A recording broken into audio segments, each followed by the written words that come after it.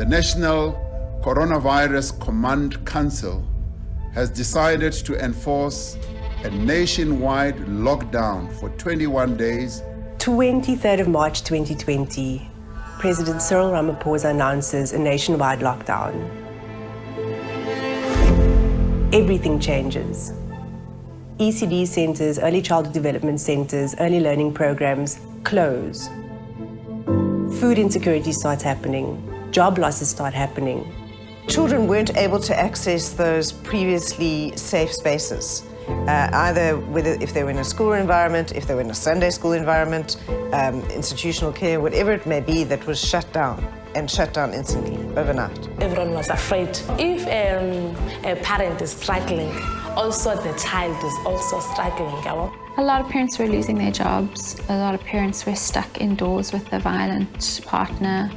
A lot of parents were not able to go home to their families in other countries or in other provinces. A lot of families lost their daily wage. So as soon as the lockdown happened, we were aware that communities had run out of three things. Food supplies for the children, we needed sanitizer and masks, and we needed to send out information. We were really very worried about running our programs because most of our programs are face-to-face because we work with the community. I'm a person who works in the space where the child is, but if I cannot be in the space, it makes it difficult.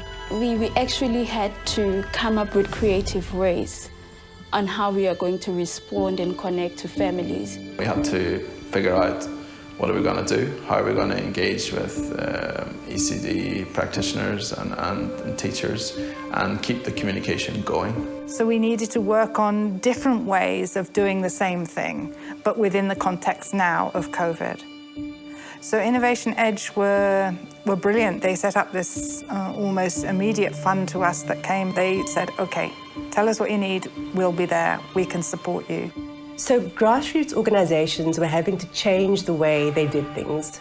Because of lockdown, they couldn't actually deliver face-to-face services anymore. So you can only imagine what this meant for child protection work. We thought what might help is making available a pot of funding that they could use for their child protection efforts, a pot of funding that would allow them to very quickly respond to pivoting their solutions from a face-to-face service intervention to a remote service offering.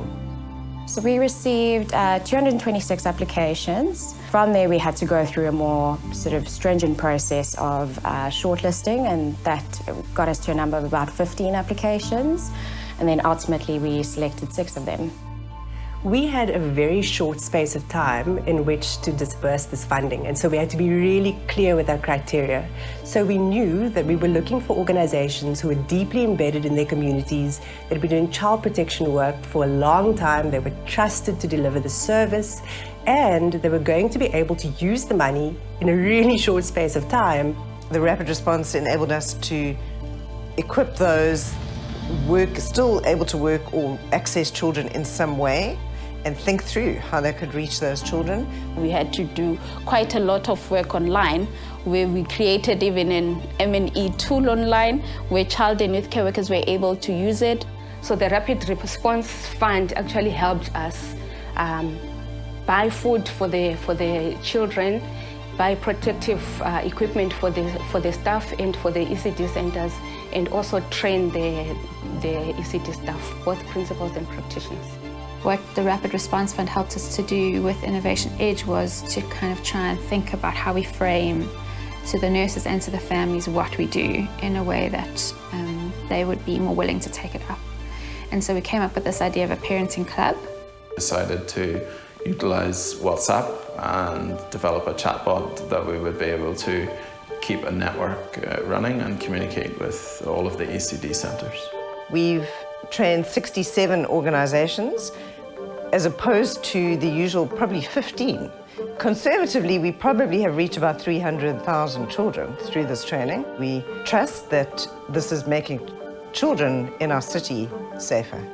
It has actually shifted our mindset around, bringing innovation in the space where we work with people. I thought we would have been able to actually reach out to children if we didn't have this funding, because we we had limited resources. Yeah, working with the Rapid Response Fund was very different to our experience of working with other funders. And I think the main difference was that they really came alongside us and they were trying to help us think about what to do. We actually supported over 8,000 children and over 800 staff members from the unfunded ECD centers.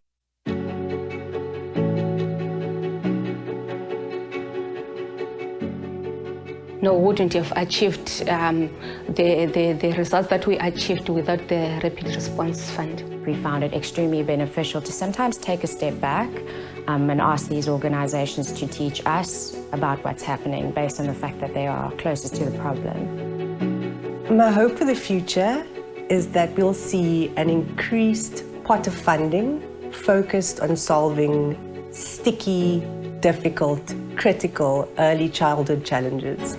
If we hadn't been able to innovate during this crisis, so many more families would have gone without services. The one thing that we've taken away from this awful experience is how important community leadership is. Without it, you can't really run an NGO. You need the community to be able to tell you what to do, rather than us telling them. If we all could have a similar sort of agenda and just really did link hands to provide that protection and care for our kids. We all want to see a better country. And in order for us to see a better country, we need to contribute as well. I would hope that we can take this method and share it with others so that everybody can take part, that NGOs can all be part of this community leadership.